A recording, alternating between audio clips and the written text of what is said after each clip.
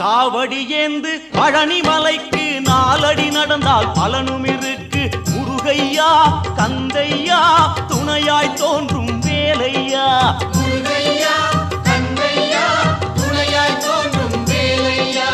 அறுபடை வீடும் சொத்தாகும், ஆண்டி என்பது பேராகும்.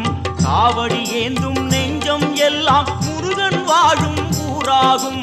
தேகம் அவனது பேராகும். வேல் முருகா அரோகரா